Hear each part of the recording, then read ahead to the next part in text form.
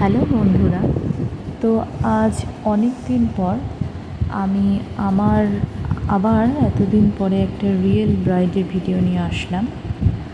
তো দিনটা ছিল গত মাসের 31শে জুলাই। তো সেদিন আমার ব্রাইড আমার এখানকারই লোকাল, তো ব্রাইডের বাড়িতে বিয়ের জন্য বুক করা ছিল।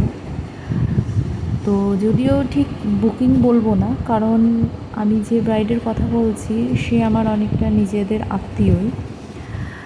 তো রিনি, তো একটা ডে মেকআপ লুক ছিল, ডে ওয়েডিং মেকআপ লুক ছিল। তো চলো তোমাদেরকে আমি ভিডিওটা শেয়ার করলাম, দেখো তো ওটা কেমন লাগছে, ওকে সাজানোটা কেমন হয়েছে।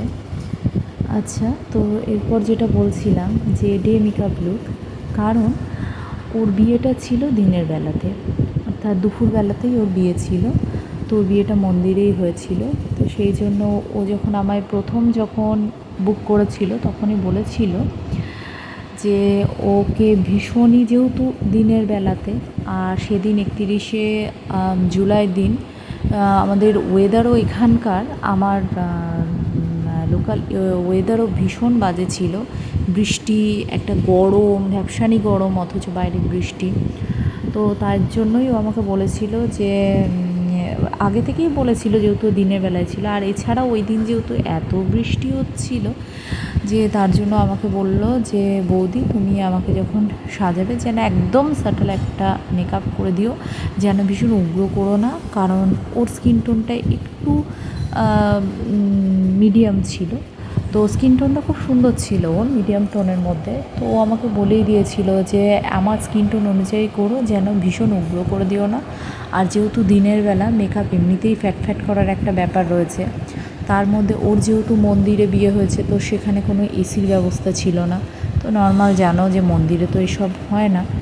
তো যাই হোক, তো সেই জন্য একটা গরমেরও ব্যাপার রয়েছে। তারপর বেনারসি পরে ওই বৃষ্টির মধ্যে, মানে ভীষণই বিচ্ছিরি একটা ব্যাপার ছিল সেই দিনকে ওয়েদারটা।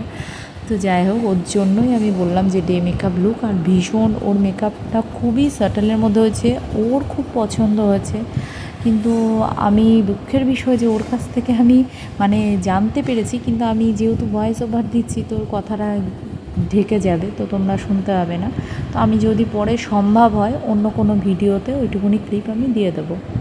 তো ওর খুব পছন্দ হয়েছে, ওর বাড়ির লোকের খুব পছন্দ হয়েছে, ইভেন ওদের আরও যা সব আত্মীয় স্বজন সবাই এসেছিল, সবারই খুবই পছন্দ হয়েছে। আর আমারও ভীষণ ভালো লেগেছে যে এত হালকার মধ্যে, মানে খুব মিষ্টি লাগছিল। ও এমনিতেই দেখতে খুব সুন্দর। তো ওকে সাজার পর এমনিতেই মেয়েদের বিয়ের দিনকে একটু আলাদা রকমই লাগে, বেনারসি পরে, একটা লাল বেনারসি পরে, আর ওর বেনারসি কালারটাও ভীষণ সুন্দর ছিল। তো বেনারসি পরে মাথায় ফুল টুল দিয়ে এমনিতেই একটা অদ্ভুত রকমের সুন্দর লাগে। আর বিয়ে বলে কথা, তখন তো আলাদাই রকমের একটা সেদিনকে লাগে মেয়েদেরকে, খুবই সুন্দর লাগছিল। তো ওকেও জেনারেলি খুব সুন্দর লাগছিল। আর রিনি ভীষণ মিষ্টি মেয়ে, খুব শান্ত, চুপচাপ বসেছিল, কোনো রকম কোনো আরও সমস্ত কিছুই, ওর খুব একটা মেকআপের আইডিয়াও নেই সেরকম, যে বিশাল সাজে সেরকমও নয়। তো ওর খুব পছন্দ হয়েছিল মেকআপটা। আচ্ছা, এবার বলি যে ও আমার ঠিক কীরকম রিলেটিভ হচ্ছে।